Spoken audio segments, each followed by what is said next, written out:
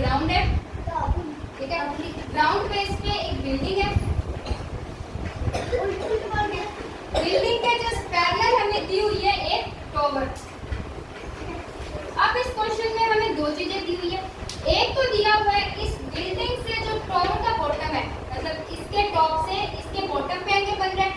एक दिया हुआ है इसके टॉप से इसके बॉटम पे एंगल, ठीक है। तो हम देख लेते हैं बिल्डिंग से जो टॉवर के फुट पे एंगल बन रहा है वो दिया हुआ है 30 डिग्री, 30 डिग्री है, ठीक है।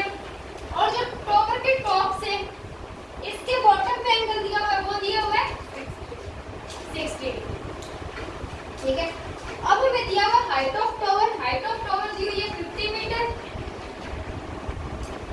ठीक है। अब देखो बेटा, अब हमें क्वेश्चन में क्या पूछा है, क्वेश्चन में हमें पूछा है कि इस बिल्डिंग की हाइट बतानी है, ठीक है।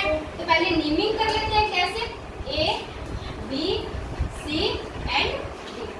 अब एक चीज देखो, हमें दोनों साइड एंगल दिए हुए हैं, तो इसके लिए हमें क्या करना पड़ेगा, पहले बेस निकालना पड़ेगा। क्यों? क्योंकि हमें टॉवर के रिस्पेक्ट में एंगल ऑफ एलिवेशन दिया हुआ है और एक हाइट दी हुई है।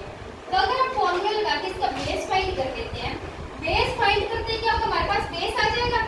बेस आके हम एंगल ऑफ एलिवेशन जो बिल्डिंग है उसको यूज करके बिल्डिंग की हाइट फाइंड कर सकते हैं। तो इसके लिए हम गिवन में क्या लिखेंगे,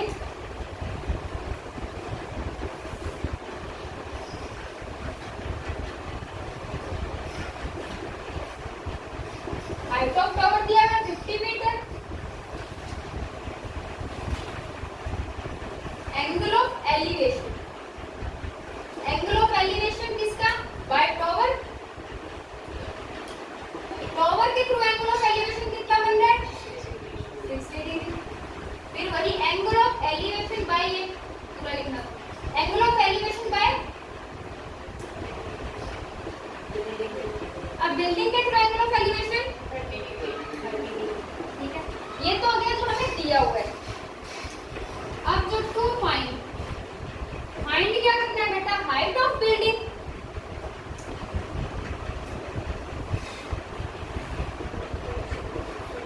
इसके लिए हम क्या करेंगे, पहले ये लेंगे ट्रायंगल डी बी और सी।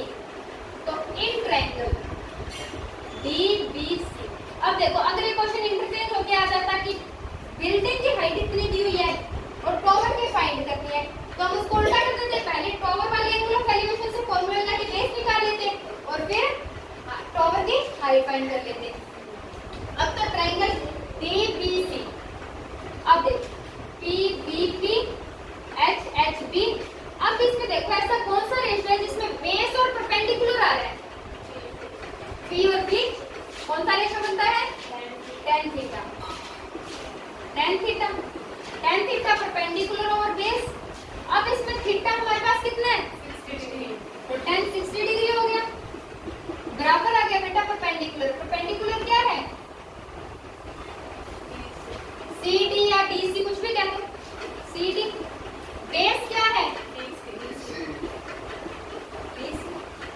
अब हमें बेस क्या करना है फाइंड, मतलब फाइंड क्या करना है, बी सी। tan 60 डिग्री की वैल्यू कितनी होती है √3। सी डी हमें दिया हुआ है कितना,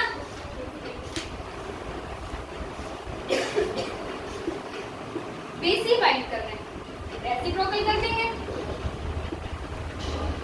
रेसिप्रोकल क्यों किया, क्योंकि जो फाइंड करना है वो ऊपर आ जाएगा, ज्यादा मल्टीप्लाई डिवाइड वाला झंझट नहीं रहेगा। 1/√3 BC ओवर 50, इसको इधर ले जाएंगे तो BC हमारे पास निकल जाएगा बेटा 50/√। अब हमें √3 नीचे पसंद नहीं है तो मल्टीप्लाई डिवाइड कर देंगे, तो लाइन लिख देना मल्टीप्लाई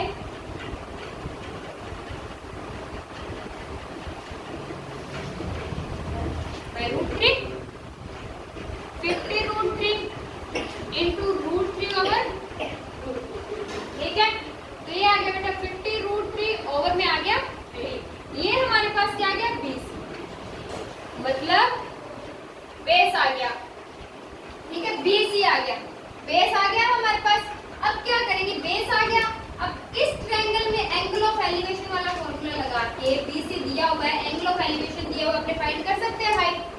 अब क्या लेंगे, इन ट्रायंगल